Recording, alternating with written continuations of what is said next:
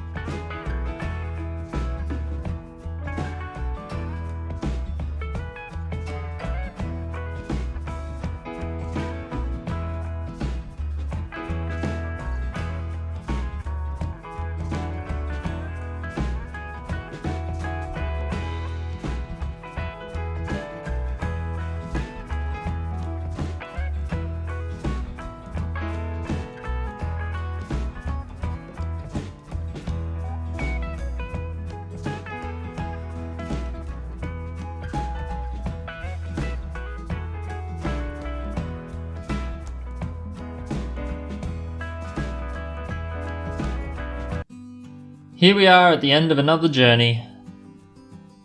So this one was a little bit disappointing for what I wanted. This was the this is the convex side, so the outer curve side, and you can see it's still a bit foggy. After the brown Nova tip, I stopped working on it mainly because of these massive inclusions here. I would have flashed up a picture just after that stage, but you can see here all these inclusions, and it's really thin, so I don't think I can get them out without going through the whole stone, which is a bit sad. I mean, it's still got some pretty nice colour there.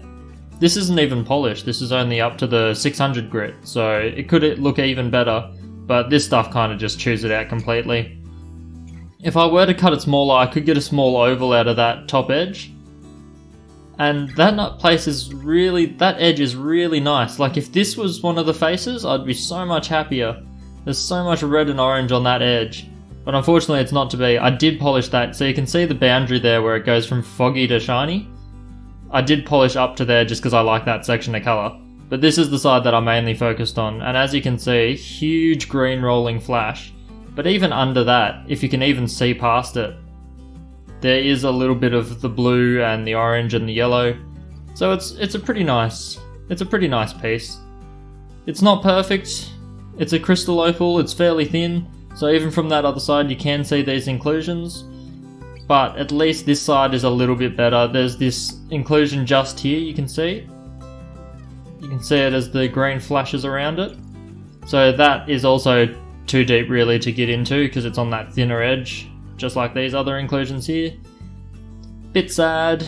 The front also has this section where it's just potch. Where is it? There it is. So right in the heart of the stone, there's just this section of just dead weight that comes in. So yeah, overall not happy with that side at all. This is the nicer side. Went through, even hit it with cerium just to give it this nice shiny glossiness that you can see there. And yeah, I don't know, it's a nice piece. This is the kind of piece that, I don't know, I want to try to experiment in making a doublet using a concave section. I don't know how well it would work, because typically for a doublet I'll flatten this perfectly flat, get another flat piece of potch, either ironstone or just common black opal, and basically sandwich them together with some black glue in between, some dyed glue, and yeah, you've got yourself a doublet. It's hard when it's a curved edge like this. I could try to do some sort of molded doublet. I have heard people do it before. It's hard to get bubbles and stuff out of it. I don't know. I might be able to think of something, but this is the type of piece that I just do. I'll just chuck in the bag of giveaways, and I don't know, when we celebrate 1,000 subscribers or something, I might start rolling those out. If I were to do giveaways now, I'd just be picking amongst a handful of my biggest fans, so yeah, it's not overly exciting when there's only a few people. I might do it anyway. But yeah, it's a nice stone just to have as a specimen. It's beautifully coloured, just not a lot that I can think about doing with it in terms of making something out of it. I don't really like selling things with imperfections or anything like that, so yeah, I don't know. For now, set it aside, chuck it in a bag. That's it for this video. Next video I will be probably... Oh, actually I've still got that cutting video, so I was gonna do an in-depth tutorial on how to slice opal with a Dremel or a rotary tool using just a normal diamond bit, well, a diamond saw blade. I've got one sitting here. Here's an example of the one that I'm using at the moment, diamond saw blade. And I'm basically going to give a detailed, in-depth lesson on how to cut opal. This will be the opal that I'm subjecting to the cutting. You've seen it already if you've watched a couple of the past videos. He's popped up a few times. Sits on my desk a lot, so I probably caught him in a couple of videos as well. And yeah, after that I'll probably use a Black Opal Direct beginner's piece of opal to test out some of these knockoff Chinese Nova tips and stuff. I'm keen for that. So if you're keen for that, make sure you hang around, and those videos will be coming right up. Until then, I'll see you in the next one, guys.